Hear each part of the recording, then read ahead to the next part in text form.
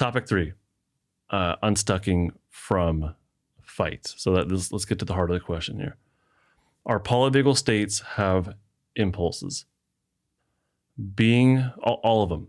Our impulse from a safety state is to connect. Our impulse from flight state is to escape, to run, to mobilize and get to safety. Being stuck down the ladder indicates that there might be an impulse that has not been acted upon yet. In very simple terms, very, very, very simple terms. There might be some sort of impulse within you that has not been able to complete. Maybe it was frozen, or maybe the immobility froze the sympathetic activation in your body. So if you had an impulse to shove or hit or throw or whatever, but you were immobilized during that impulse, that could leave you in a stuck fight state, a frozen fight state. What's the best way to release this fight, the stuck fight state then? Of course, it's different per person. I know it's obvious, right? But it's different. It's different for all of us. You need to be curious about what the heck is going on underneath your polyvagal state. Not really what's stemming from it. What kind of impulse is stemming from your stuck polyvagal state?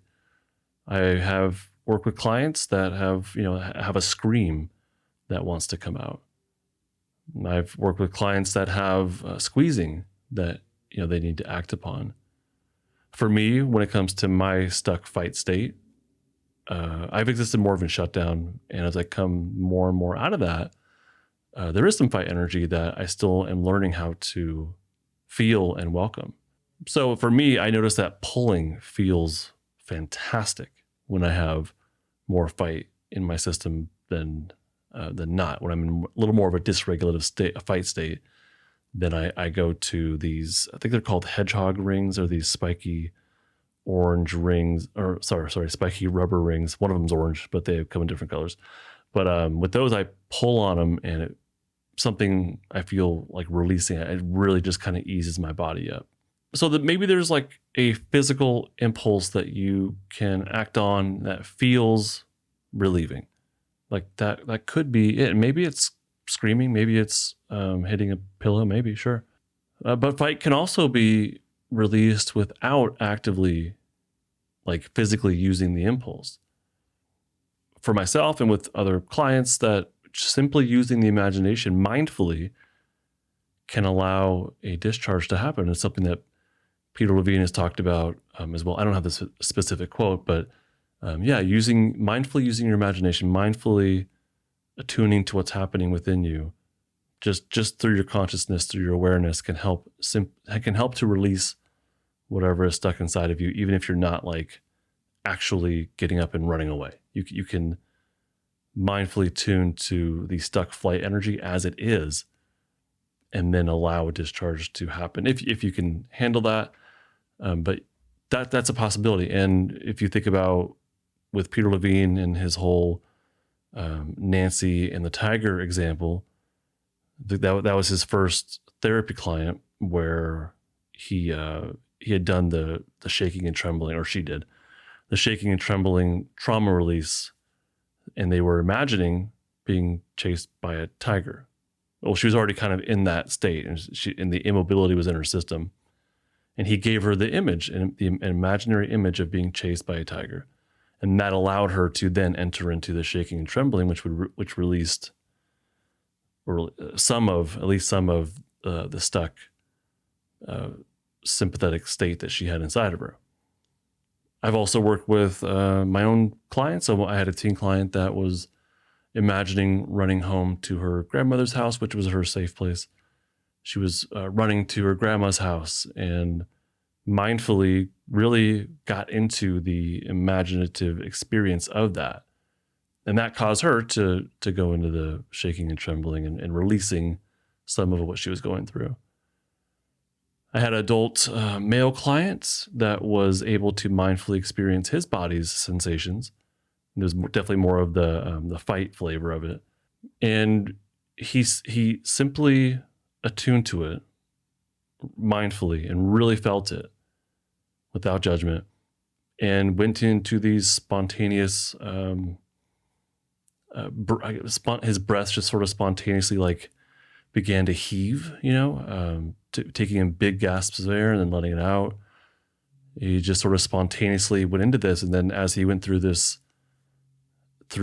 process, he came out the other end of that and said, wow, I feel way different. I feel like something's been released. I feel, he was able to make more eye contact with me and connection and feel pride in himself, and had really relieved some of his stuck state. I've had many clients that go to gyms and they can utilize their fight state or their flight state at the gym and mindfully use their muscles. So yeah, you can definitely use your body, but you don't have to like act on the impulse of like I feel the impulse to scream and I let it out.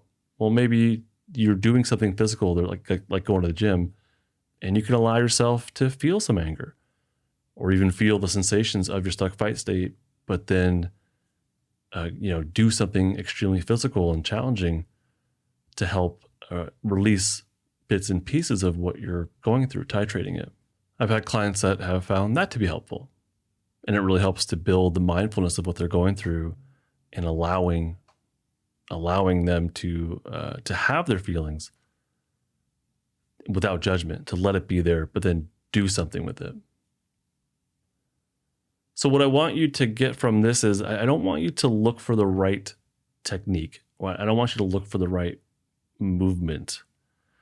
There is no prescriptive, like, here's the thing that you do. I find it disturbing. I've seen just videos of people saying, oh, do this, crane your neck this way, arch your back that way, rub this. And it's like, no, that's not the way this works. That's nonsense. When it comes to you and your stuck state, only your body knows far more than me, far more than any Instagram guru or 15-second TikTok video. Like, I need you to believe that your body knows more than even your brain does in a way. Or yeah, very, very much. So we need your brain, your consciousness, your awareness, your mindfulness. We need that to be more attuned to what your body already knows. Okay? That's the goal. And so if you could do that, then your body will tell you, this feels right. And I can't get any deeper into like how you do that. We're really kind of just going into the what. I can't tell you more of like how to do it. So from this, don't look for the right technique or movement. I would encourage you to instead be curious about, well, what do I want? What does my body want? What does my stuck state want? Be curious as much as you can about what your body needs, what your system needs. And I know this is difficult because from a sympathetic state, from a stuck flight state, we are more evaluative. We're less curious. We have more of a sense of urgency. We have less patience. The mindfulness that I'm talking about of aligning your brain to your body really requires more patience and more curiosity. So safety is the priority here, and then bring that to your stuck defensive state. Safety is the priority. Accessing your safety state is the priority. Once you're grounded in your safety state, then you can bring that to your stuck defensive state, whatever it is. And this is what we're talking about fight, but it could be any of your stuck defensive states. But you have to be grounded in the safety state. Once you're grounded in the safety state, then you can allow the emotion of whatever it is you're going through. Maybe it's anger. So once you're grounded in safety, then you can allow the emotion of what you're going through. And if you can mindfully, or if you can witness that and allow it to be there, then you can drill down even further to the sensations that are underneath that emotion, that feeling, or the emotion.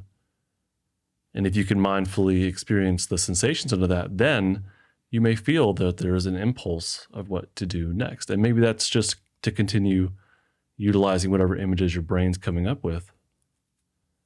Or maybe it's to, actively get up and do something with it. Maybe you do need to squeeze something. And if you could do that, then more active ladder climbing will happen from there. Just really quickly, if you're interested in which of my courses addresses this, it's Unstucking Defensive States. I call it UDS. Unstucking Defensive States is all about how to feel your stuck defensive state. Okay. That's my course. It's on justinlmft.com/UDS. For now, though, I actually have a freebie for you here, a nifty gifty. If you go to justinlmft.com/3-day polyvagal, and I'll have a link in the description, there is a free 3-day polyvagal states challenge. When you sign up for that, I'll send you 1 email per day for 3 days with a brief lesson on how to identify all of your polyvagal states, and then instructions on how to do that each day for 3 days. And each day we do a different state. It's not all 6 states each day. Each day that you get the email, you'll be prompted on what to look for in a safe, manageable, practical way. I'm not expecting you to get wrapped up in your stuck state. This should not be triggering at all. I really want to make sure that this was practical and doable with a really nice brief lesson through. And this is all through email. You'll get it once a day for 3 days. So justinlmft.com/3-day polyvagal, link in the description. This podcast is not therapy, not intended to be therapy or be a replacement for therapy. Nothing in this creates or indicates a therapeutic relationship. Please consult with your therapist or seek for one in your area if you are experiencing mental health symptoms. Nothing in this podcast should be construed to be specific life advice. It is for educational and entertainment purposes only. More resources are available in the description of this episode,